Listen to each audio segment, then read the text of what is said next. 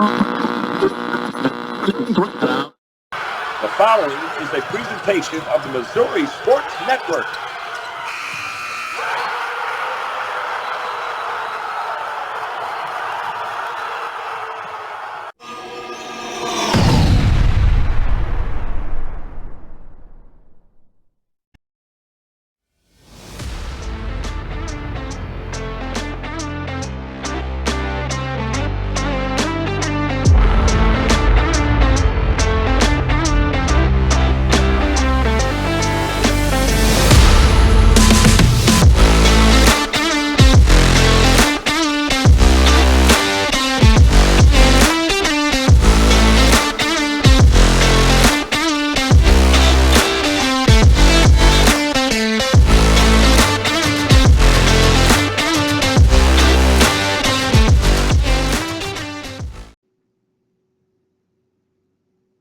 And welcome in, everybody. This is Eric DeRossett. On behalf of Missouri Sports Network, we'd like to welcome you to On Deck with DeRo Arch.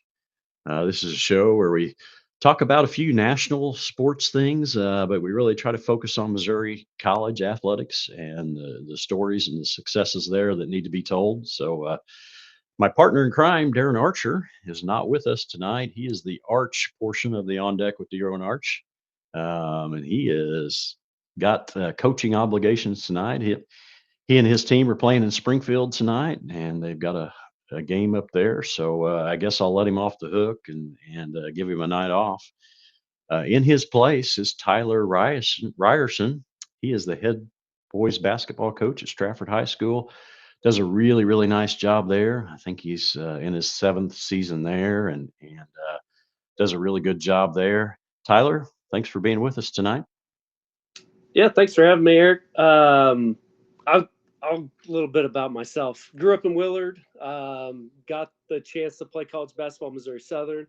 Played there for 4 years. Had a really good experience. So good that it kind of drug me into coaching. After being assistant for a few years, I've been a head coach for 9 years, 2 at Lamar, and then the last 7 at Strafford. Awesome. Well, it's good to have you. And viewers, if you don't know Coach Ryerson and his program, he does it the right way. His kids are a product of that, and they play the game the right way.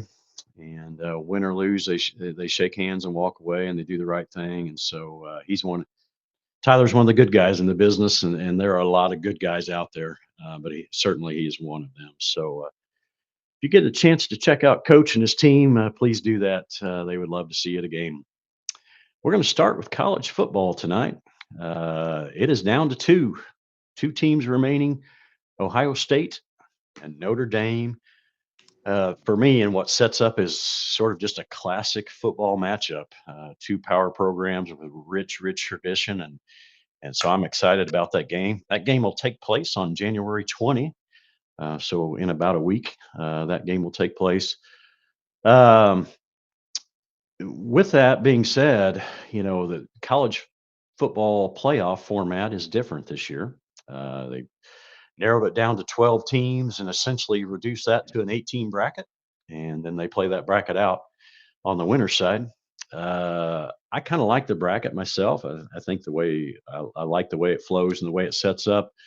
What are your thoughts? You like the new system this year? Yeah, I mean, we get more college football. We get to watch college football into late January, which is always good. It kind of reminds me of how many years we had teams that didn't get in, that had an argument, that was good enough to win a national title, and they didn't get the opportunity. So now to have 12, NCAA tournament started with 8, I believe, and it has just kind of grown and grown to where it is now. It's 68. I think you give as many teams the opportunity to win a national title and let them play it out.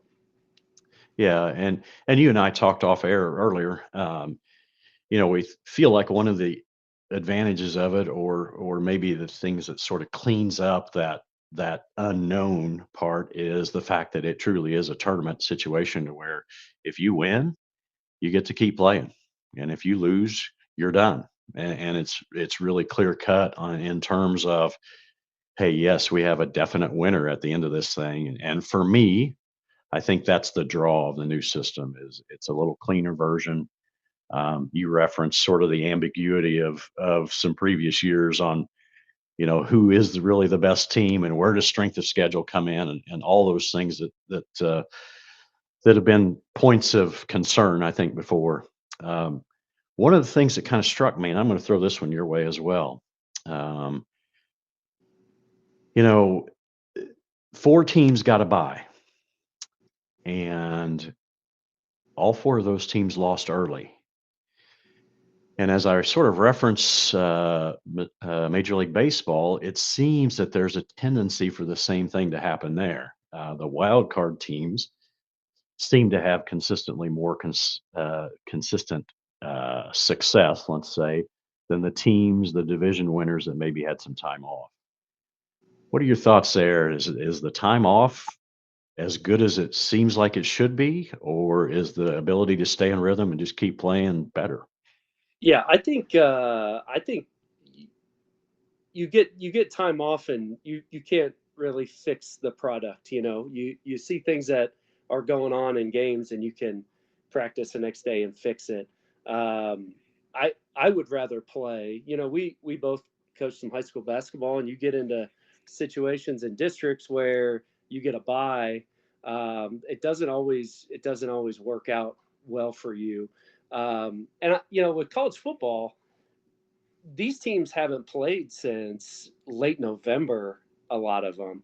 And then Right, you get the month off for finals and all that stuff. right. And then you have an extra week off. I think I would rather suit it up and take my chances. Absolutely, absolutely. I agree with that.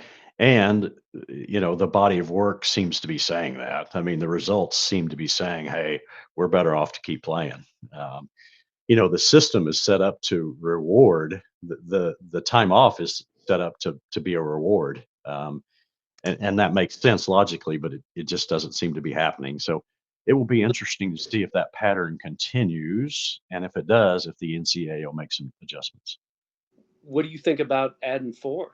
Make it 16. Yeah, Nobody gets yeah, a bye. I mean, that's the way college basketball has went, right? It's grown every decade or so. I mean, I think it was 2012-ish. Don't fact check me on that. When they went from right. 4 to 68, it just Yeah. seems like these things just keep getting bigger and bigger, give more teams opportunities to win it. Well, and I mean, the reality of it is there's more financial pie to be split up when you add those extra for teams, and it does make sense that rather than making some adjustments to the 12 game format, the easy answer, the quick answer would be to add 4. So that's a great thought. Speaking of football, the NFL is playoffs are underway and going. I'm going to start with the NFC a little bit. Lions and the Eagles appear, at least on paper, to be the favorites there. Uh, in your opinion, Lions, Eagles, are those the best two? I think the Lions, yes. So I'm a Packers fan. I've been a Packers fan my entire life, and I don't I don't see anybody beating the Lions. The thing that the scary part for the Lions is, you know, Campbell is going to go for it on 4th and 3 in a final drive somewhere. Right. Um, and he is generally, converted those. At some point, does he, make that decision again in a big time spot and kind of be wrong? I think that's how they get beat if they get beat. Yeah. Um, Vikings are. I mean, I see these teams, right? Like I watch the Packer games, so I have seen 4 losses to the Vikings and well, now the Eagles too. Um, but I think it's Lions kind of ahead above everybody else. Yeah. I think I would agree with that. They're just pretty good, in my opinion. I think defensively, they've struggled with some injuries, obviously, during the season, but my gosh, defensively, they just seem to always be right, always play well, always anticipate. And so I think from that standpoint, I think their defense for me gives them the edge in the NFC. Um, Yeah, I agree. uh, but hey, little do I know, I could be very wrong on that. So AFC, obviously, Kansas City Chiefs are a part of the AFC. Uh, Man, in my estimation, three really, really good teams there. Ravens, Bills, and Chiefs. Obviously, the Bills and the Ravens have one of those has to go through the other one to even potentially get to the Chiefs. Give me your thoughts on the AFC, just in general. Man, Chiefs have been obviously they have been the best team in the AFC, but you can almost fast forward to the fourth quarter and they win by less than a touchdown. Yeah, yeah, They have kind of walked the tightrope this season, but I think it's a huge advantage to not have to play Buffalo or Baltimore, having those two teams play against each other in the semifinals. And then obviously, being at home, Arrowhead's going to be just rocking for whoever wins that yeah, game. yeah, yeah. If you had to, I mean, if I made you pick one right now, who you got? Buffalo plays at home. So I have Buffalo beating Baltimore just because it's at home. I think if that game's at Baltimore, I would pick Baltimore. Right. Um, I'm going to say Buffalo Oh, there we at the go. Arrowhead. I know.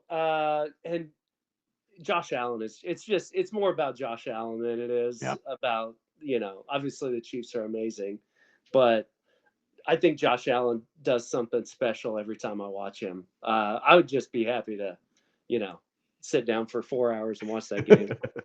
Absolutely, absolutely. And I mean, other than obviously Kansas City and their fan base, they hate Cincinnati. I mean, they hate the Bengals, and that's. I mean, we all know how just how bitter that rivalry is. But this Bills Chiefs potential game, man, I think the Chiefs fans, I think that's the one they really want. And the Bills, obviously, they want that opportunity. So I just think if we can get to that point, and nothing against the Ravens, Lamar Jackson is phenomenal. I mean, he is so smooth, and the things he does back there, he just makes it look so effortless. But I really think football in general, and hey, people in Baltimore don't get mad at me. But I just feel like that the matchup that everybody really wants is the Chiefs Bills. I mean, it just feels like that to me. Yeah, how lucky are we to have those three guys in the same conference? I mean, get to Oh, watch and yeah. throw Burrow into that too. I think those four guys just every year are always in this spot. It's great. Yeah, they're just winners. I mean, all four of those, whether their team is winning or not, or winning big, the quarterback play is winning quarterback play with all four of those. So, yeah, that's a great point. So, well, we've arrived at the end of our first segment here. I want to get a little shout out to Arrowhead Sports Cards in Springfield, Missouri. David Dilly uh, owns and runs that sports card store up there in Springfield, and he has some amazing things and in that store in terms of sports memorabilia and sports cards. He is one of our partners with our On Deck show, and so I wanted to give David and his crew a little shout out. If you're ever in Springfield, drop by his store. It is located near Bass Pro in a little shopping center right across the street there. So, David, thanks for being a part of that with us. I'm going to take us to break right now. The next segment, we're going to have an interview with a lady named Angie Wiley. Angie is the founder and author of a program called You Are Strong. It is a mental athletic training sort of a program to get athletes to teach them and empower them to be stronger mentally, and just to do some things like that in terms of the mental preparation that it takes to be an athlete. So Her interview is a must-see. You need to check it out and listen to her program. So we will be back after these messages. Thanks for joining us, and we'll be back in just a couple of minutes. Hi, I'll have the avocado toast minus the avocado. So, toast. Yeah. Everything is so expensive these days. Hey, Chevy gets it. That's why they're keeping prices down to earth, like on the most affordable EV in America. A super strong and capable Chevy truck. And a high-tech Chevy SUV. Why is Chevy making affordable vehicles connected by OnStar? It's so together we can do more.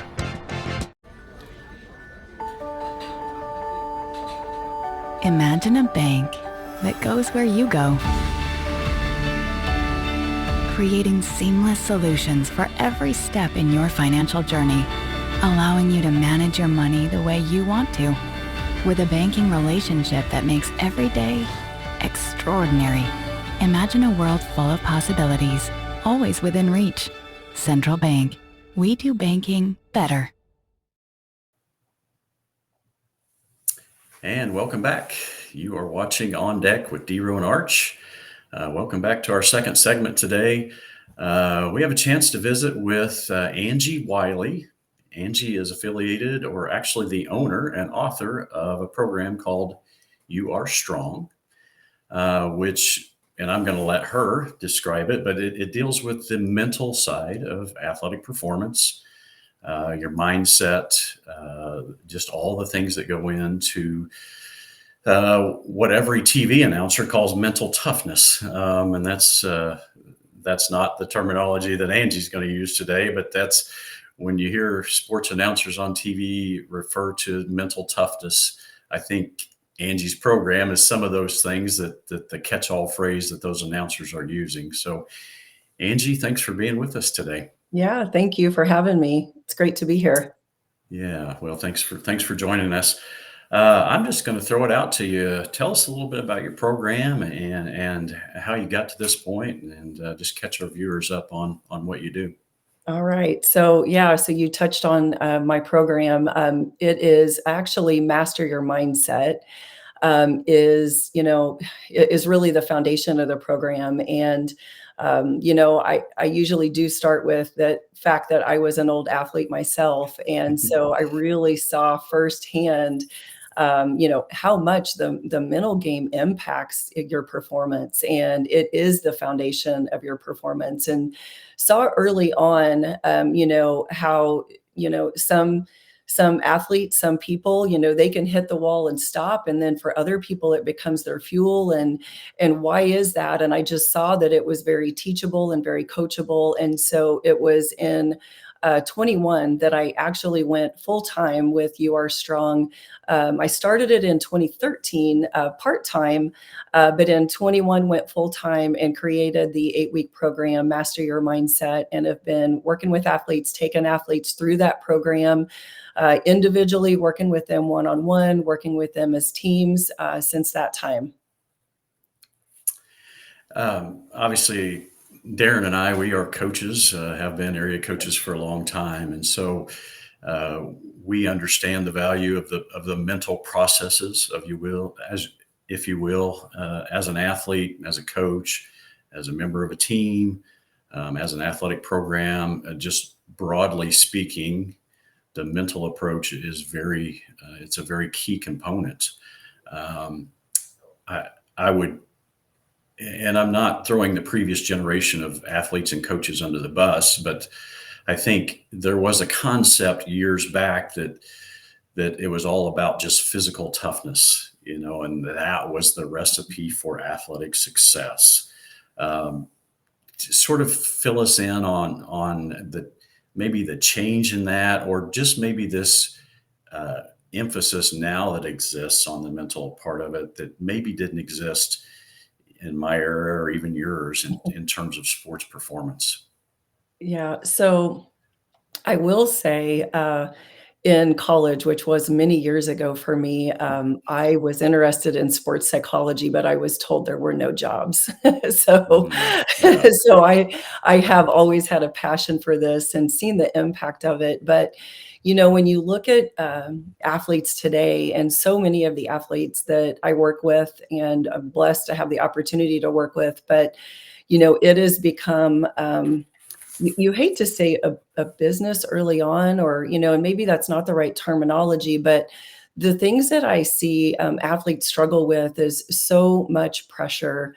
They put a ton of pressure on themselves, whether it's trying to get to that next level, or most high competitors, they feel like they are supposed to play perfect and show up perfect, and they just don't give themselves any grace or break when those mistakes or those failures are happening. And and ultimately that just leads them to a loss of confidence and being really hard on themselves. And you cannot play in flow, and you cannot play at the top of your game when you are in that state.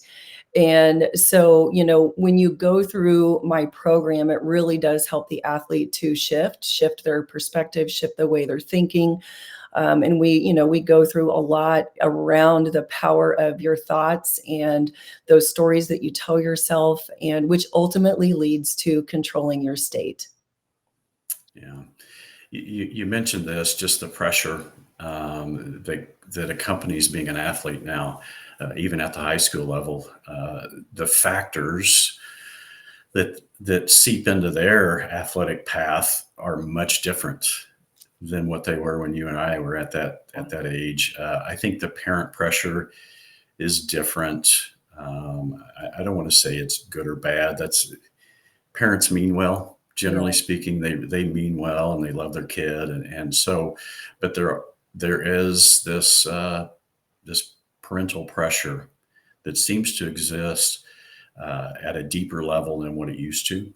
I think social media certainly plays into that. The instant access of a big win or a big loss or a bad moment as an athlete, those things, they're out there quickly, and they're very public.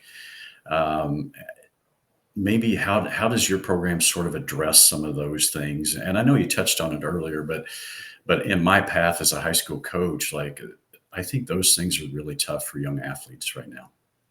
Yeah, they are. And, the one thing about my program is, I tell athletes when they start working with me that you can know some of the information that I share and teach and coach, but really your mindset in the mental game is no different than the physical game. And I can't tell you something one time and you think that you're going to, flip a switch and you're going to show up differently and just be able to control those emotions. That's not how it works. It does take time, and it takes repetition, just like that physical game.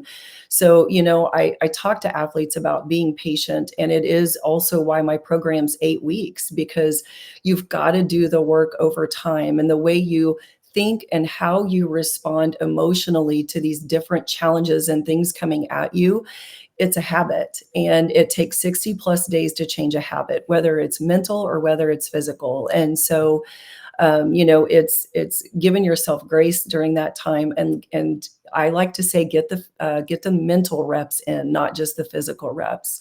And so those things will help those athletes, the hard things that are coming at them. They definitely are going to walk away with tools, and they're going to be able to shift that. Yeah. Obviously I'm in the high school realm, mostly as a coach. But this show is sort of geared towards small colleges in Missouri, or any colleges in Missouri. You mentioned before we got on air that you, I'll call them an elite Division II school, close by here. Yeah. You've actually given your services there, and you're actually going to sit on the bench coming up soon at a game. So that must be exciting. It is. It's exciting. And I will name them. It's okay. It's Pitt State women's basketball. And so I am excited to go meet with them again tomorrow. I've been in front of them a handful of times. They've gone through my 8-week program. They are a couple hours away from me, so we've done a portion of that through Zoom, and then I also have traveled there a few times, but I'm excited to go see them in person again tomorrow and get to hang out on the bench with them. Yeah, what a great opportunity. And what if the coach gives you a jersey and asks you to go in? Are you up for that? Probably not. Can't do that. I don't know how much help I would be there. I'm probably better off on the bench helping them with the mindset and the mental game. I understand. Time gets us all, doesn't it? It does. Yeah. It's been great visiting with you a little bit. There's one thing that I want to close with, and I know this is something near and dear to your heart, and so I think I'd like to mention it today, and then maybe later in the spring we can come back and have you back on and visit a little bit with you further. But you are in charge of an organization called the Chuck Wiley Foundation. Tell us a little bit about that.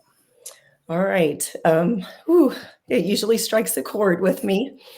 Sure. It is the Chuck Wiley Athletic Foundation. And take a deep breath. In honor of my late husband, and we were both athletes. We met in college as athletes and raised an athletic family. And in 2014, he was diagnosed with cancer. And man, it's, you think about what sports and that mindset gives you through athletics. And, he fought and had a mindset like no other through that journey. What he also had was always had a heart for giving.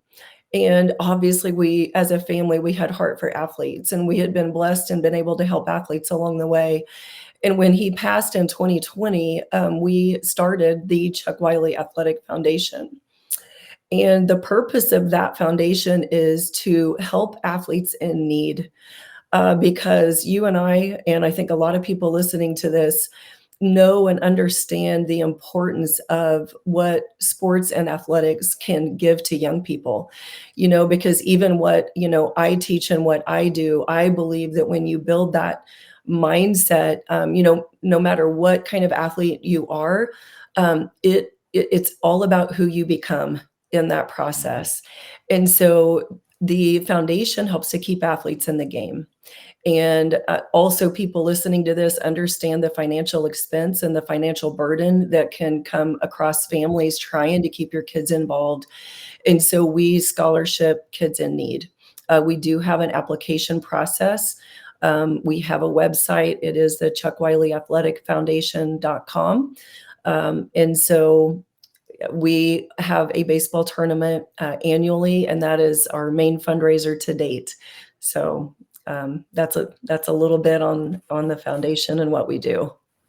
Absolutely. Well, a couple of things come to my mind there. Obviously, that's a tough thing for you individually, but you're taking that tough circumstances and using it for good for others. Absolutely. And the other side of that is, and this is the educator in me, but anytime adults can come together and do things for kids, that's a win-win in my book. So if possible, we'd like for you to come back sometime this spring and sit down with us again. And maybe you can give us some details about that tournament and maybe some ideas on how people can help and how we at Missouri Sports Network can help. And maybe we can come together to make that an even better event than it already is. I would love that. I appreciate that. Yeah. Okay, thank you. Well, hey, we appreciate you being with us today to highlight your program, the You Are Strong program, and obviously the Chuck Wiley Foundation. And so we appreciate your time. Thanks for being with us. I hope you found it as valuable as we did. Absolutely. Thank you, Eric. I appreciate it. You bet. Yeah. We will take it to break. You are watching On Deck with DeRo Arch. Thanks for joining us, and we'll be back after these messages. We believe banking should make your life greater. It starts with affordable options to meet today's needs and tomorrow's dreams. From smart account options that fit your style to flexible loans for what comes next. It means convenient ways to access and manage your money whenever you need it and wherever you're headed. Most of all, it takes great support. Someone you can count on for trusted guidance and to be there for you every step of the way. Great options, great convenience, great support for life. Great Southern Bank, understanding what really matters. The Walnut Street Inn is located in the heart of Springfield on historic Walnut Street, just blocks away from the Missouri State Campus, Hammonds Field, Great Southern Arena, and downtown Springfield. The Walnut Street Inn features newly remodeled rooms, breakfast served daily, and a friendly, accommodating staff. The Walnut Street Inn is also a great venue for private events.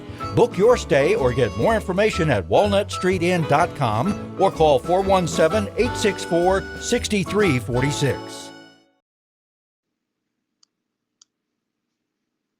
And welcome back to On Deck with DeRo Arch. Pinch hitting for Coach Archer tonight is Coach Ryerson. We gave a little intro to him in the first segment. So if you missed our first segment with him, be sure and go back and listen to a little bio information about him and just get some input on sports from him earlier in the show. He's done a nice job. We're glad to have him. I do want to reference the second segment, Angie Wiley, in the interview with her. That program that she offers, I've actually been through that program, and it is phenomenal. She does a really nice job of sort of teaching how to think, and it is designed for athletes and coaches and athletic programs. However, there are just some real life things there that she has to offer, and so while her focus is sports, corporately or whatever, I think she's got some concepts there that a lot of people could use. So I would encourage you to reach out to Angie Wiley and the You Are Strong program. So Google that, and you'll find information about Angie and her program. We are essentially in the middle of college basketball season. It's hard to believe that we're already to that point. We're going to highlight some in-state basketball. I'm going to start with a little shout out to Washington University. Their men at WashU are 10-2, as are their women. So both programs are 10-2. That is coming off of a fall national championship in women's soccer, and a really nice run in women's volleyball in the fall. So good things going on at Washington University.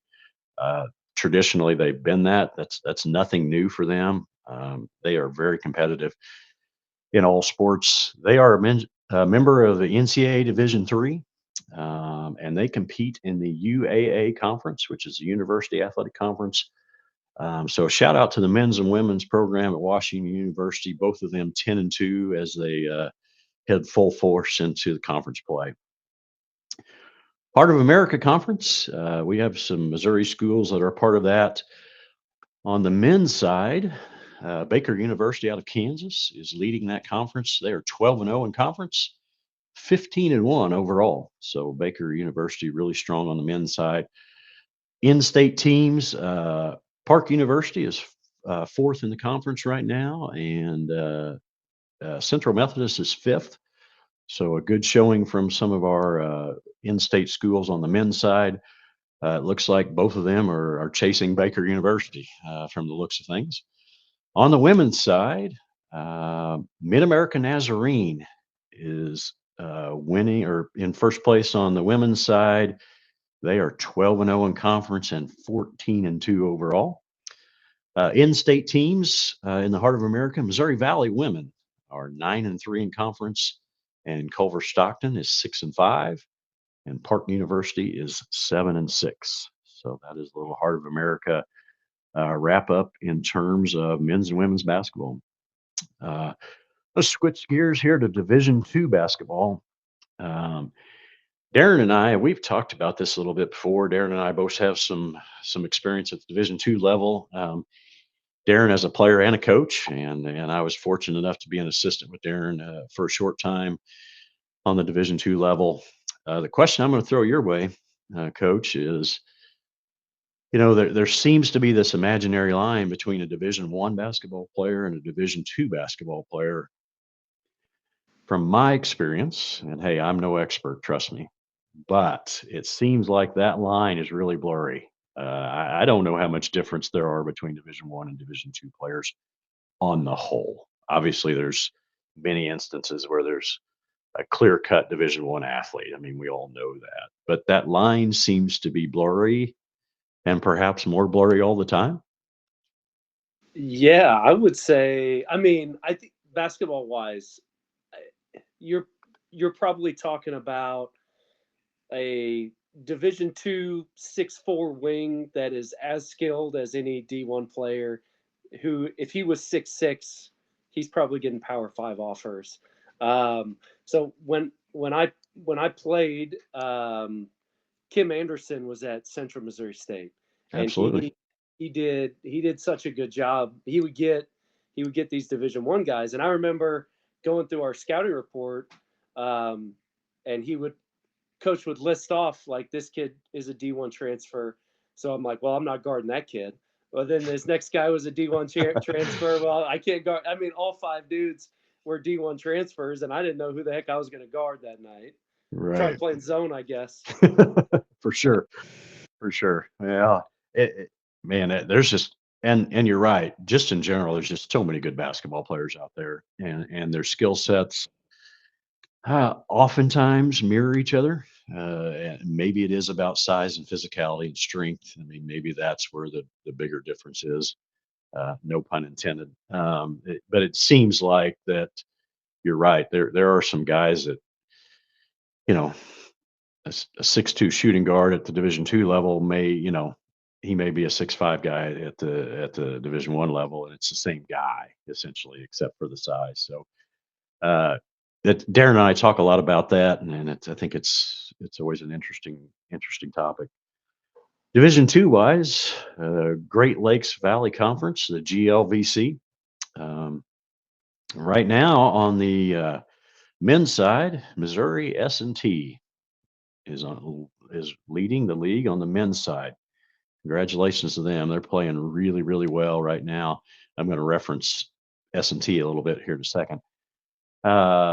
Not far behind at number 3 on the men's side is Rockhurst. They are 11-4 and 5-2 in the conference. Missouri St. Louis is 4-2, and SBU is 3-3. Kind of rounds out the men's side. On the women's side, Drury University ladies come in at second. They are 6-1 in conference.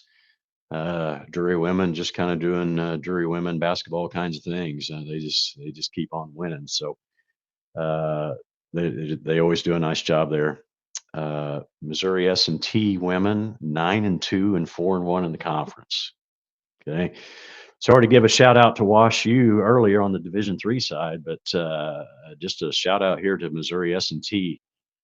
The men are 11-1, women are 9-2. So good things going on there.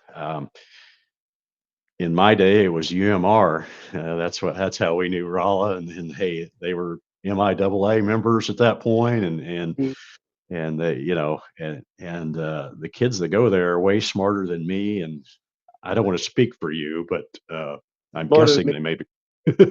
And so, hey, not only are they winning basketball games at a high level, but they're going to be our bosses one of these days, probably. But yes, in all seriousness, talk about kids that do it all, academic side and athletic side. So big shout out to Missouri S&T men and women basketball program. Keep it up. It's been fun keeping up with you.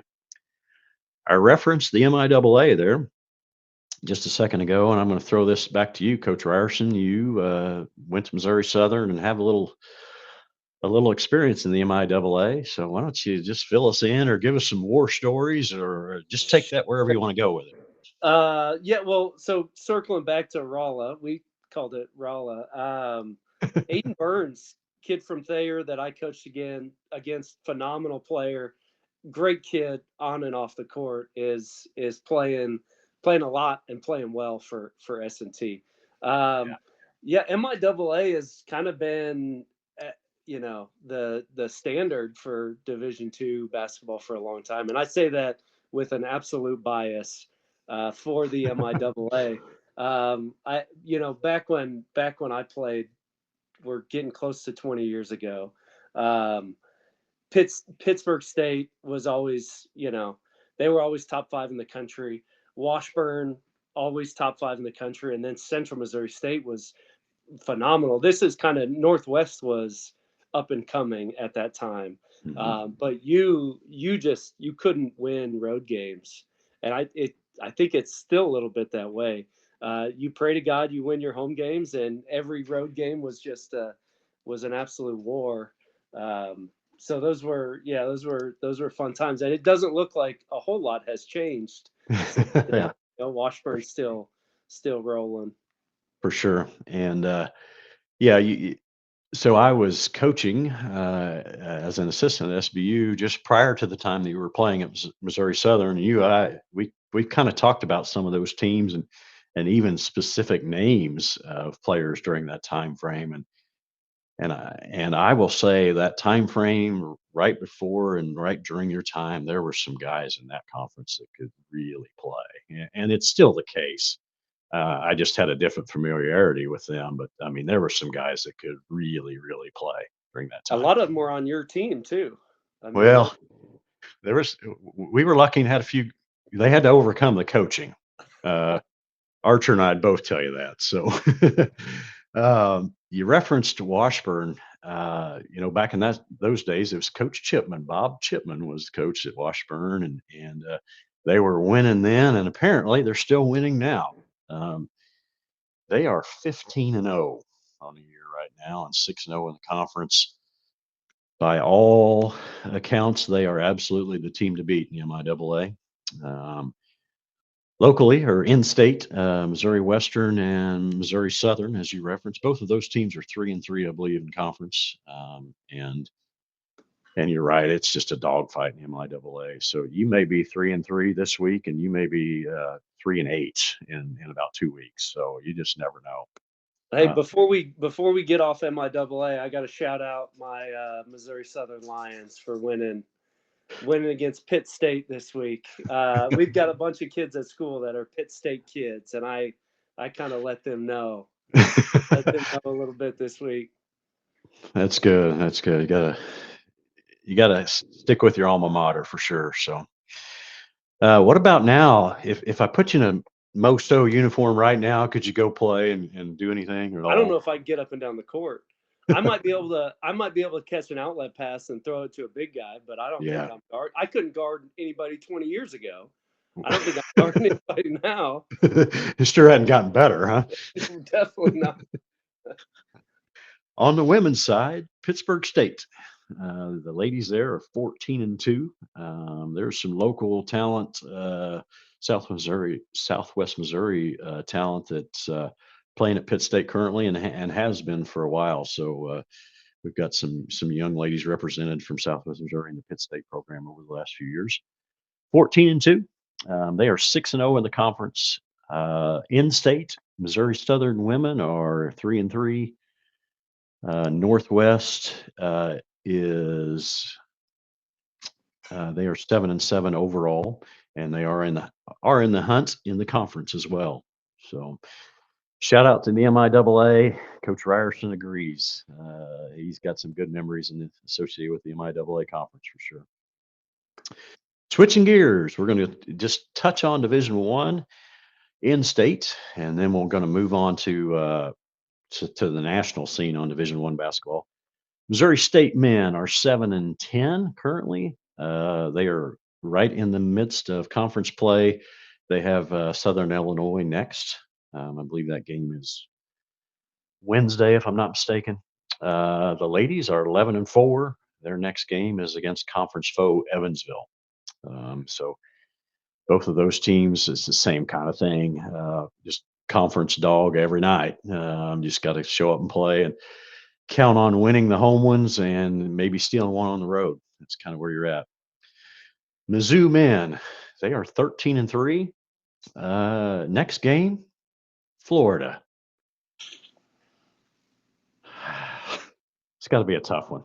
Yeah, I think Florida is one of those teams. I mean, one of those teams that have all the pieces to make a run, and the portal has kind of changed the quality of college basketball. I think much like for the better. I think there are 10 teams that can win it. Yeah. And they're really good. And you can get what you need out of the portal. It's like free agency. Yeah. Kind of plug and play 22-year-old, 50-year seniors and figure out what you need. Right. And yes, I mean, you can kind of get in the free agent market, and essentially you're going to pay that guy to come and play. I mean, that's just kind of where we're at. And I'm not saying that's a bad thing. That's just the structure that's in place right now. And so you're given those set of rules, and you compete under that umbrella of rules, and you go get as good as you can get. And so whether we agree or disagree, that's where we're at. And coaches would be a fool not to just to play to their strengths and under that system. Mizzou women, 11-8. Their next opponent is Oklahoma. I believe Oklahoma women are nationally ranked as well, if I'm not mistaken. So pretty good matchup for them. Other Division One programs in state, Southeast Missouri State men are 9-8, 4-2 in their conference. And Lindenwood University, the men are 8-9, and the women are 9-6 presently. So that kind of wraps up Division One basketball in state. I'm going to broaden it out. We're going to talk a little national men's Division One basketball. Just kind of give me your thoughts, and you kind of introduced Florida there a little bit, but kind of give me your thoughts as we're kind of at the midpoint of Division One men's basketball. Yeah, I mean, I really think there are probably 10 teams that can win it. The most impressive team that I have watched is Auburn. I know they're number one in the country. They just got their big guy hurt, Yes. Yeah. the Broom kid. But man, they have just skill at every single position and like winners all over the place. I mean, Coach Pearl does such a good job there. But I mean, Alabama, Iowa State, like these Yes. teams can really play. And the common theme I think between those three teams is they will just guard you for 40 Yes. minutes and you can't score on them. Right. Right. I think, and as a coach, you're gonna immediately recognize what I say here. The non-negotiables, or the non-negotiable, is that your players or the players have to play as hard as they can play. That, I mean, scheme, skill set, all those things don't matter until five guys are playing as hard as they possibly can play. So here's where I'm going with that. At the Division One, absolutely a non-negotiable, right? Those guys have to play as hard as they can play. But when I watch Auburn, I can actually tell that those guys are playing as hard as they can play, right? So in a world that is filled with guys that always play as hard as they can play, when you can recognize that on television, like that just tells you how hard those guys at Auburn play. Yeah, when they have to stop the game multiple times to wipe the sweat off the floor, you generally know Auburn is playing in that game. Yeah, they're awesome. Yes, yes. And the other team I would sort of throw in that category is Houston. Those guys, I mean, in a world, again, in a world where you got to play hard to survive, you watch Houston and Auburn, and you're like, wow, that's next level effort, right? I mean, just fantastic. And both those coaches, I mean, that's what they preach. They demand it. You don't play if you don't give it. Yeah. It's fun to watch. Coaching wise, I mean, since you're a coach and that's what you do for a living, why don't you reference two or three Division One coaches that you really like, or you really like their system or the way they do things? Sure. Well, I've said the Chiefs were going to lose, and now I'm going to admit that I'm a Kansas fan. Oh And no. I'm probably not getting asked back. Yeah. So I think Bill Self does. I mean, I think he's as good of an X's and O's guy as there is. Did Luke Brocious put you up to this, or did you come up with it on your own? So funny story about Luke. When the first time we played against each other, he texted me after the game and said, "Are you a Kansas fan?" Because we ran so much high-low stuff, and I stole Right. so much from Coach Self. But like the other guys, I say the other guys, like not all Right. these guys are great. I love I love watching Shaka Smart. You mentioned Houston and Calvin Sampson. Like you can geek out on defensive philosophies with Calvin Sampson and Shaka Smart. Totally different styles. Right. Shaka wants to pressure you out to half court. Houston they'll let you pass the ball around at half court, but you aren't getting into the paint. No middles defense, and they trap every post entry. Like it's really fun to watch. For sure.